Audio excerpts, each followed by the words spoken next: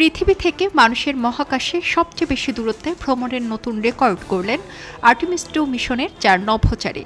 বাংলাদেশ সময় সোমবার মধ্যরাতে আর্টেমিস 2 মিশনের নভোচারীরা এই ঐতিহাসিক রেকর্ড করে। এর আগে 1970 সালে অ্যাপোলো 13 মিশনের নভোচারীরা পৃথিবী থেকে প্রায় 2,48,650 মাইল দূরত্ব পাড়ি দিয়েছিলেন। দীর্ঘ 56 বছর পর সেই রেকর্ড ভেঙে এবার নতুন উচ্চতায় পৌঁছালো মানবজাতি। নাসার নভোচারী রিড ওয়াইজম্যানের নেতৃত্বে এই মিশনে অংশ নিয়েছেন ভিক্টর গ্লোভার, ক্রিস্টিনা কোচ এবং কানাডীয় নভোচারী জেরেমি হ্যানসেন। তারা পৃথিবী থেকে প্রায় 2,52,757 মাইল দূরত্বে পৌঁছে চাঁদের চারপাশ প্রদক্ষিণ সম্পন্ন করেন। পরিকল্পনা অনুযায়ী আগামী 10 এপ্রিল যুক্তরাষ্ট্রের পশ্চিম উপকূলের প্যাসিফিক মহাসাগরে তাদের অবতরণ করার কথা রয়েছে। বর্তমানে নভোচারীরা চাঁদের মহাকর্ষীয় বলয়ের মধ্যে অবস্থান করছেন এবং এমন একটি পথে অগ্রসর হচ্ছেন যা তাদের নিয়ে যাচ্ছে চাঁদের অন্ধকার অংশ বা ফার সাইডে। এ সময় তারা একটি বিরল অভিজ্ঞতার সাক্ষী হন, মহাকাশ থেকে প্রত্যক্ষ করেন পূর্ণগ্রাস সূর্যগ্রহণ। এই যাত্রা সহজ ছিল না।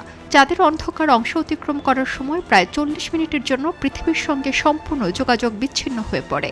সীমিত জায়গা, অনিয়মিত ঘুম এবং তীব্র বিকিরণের মধ্যেও তারা দক্ষতা ও প্রযুক্তির মাধ্যমে পরিস্থিতি নিয়ন্ত্রণে রাখেন। মিশনের তৃতীয় দিনে দেখা দেয় আরেকটি প্রযুক্তিগত সমস্যা। টয়লেটের ভেন্ট লাইনে জমে থাকা তরল বর্জ্য বরফে পরিণত হয়, নিষ্কাশন ব্যবস্থা বন্ধ হয়ে যায়।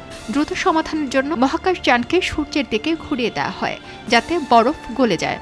আংশিক সমাধান মিললেও কিছু সময়ের জন্য টয়লেট ব্যবহার বন্ধ ছিল। পরে মধ্যরাতে সেটি সম্পূর্ণ সচল হয়। 32 তলা সমান রকেটে চড়ে কেনেডি স্পেস সেন্টার থেকে ওরিয়ন ক্যাপসুলে করে ওই ঐতিহাসিক যাত্রা শুরু করেন 4 নভোচারী।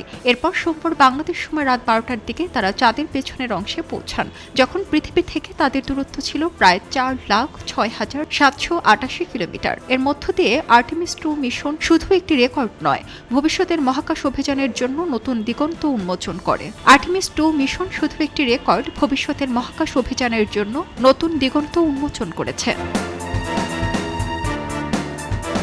খবরের কাগজ, নিখাদ, নির্ভীক, নিরপেক্ষ।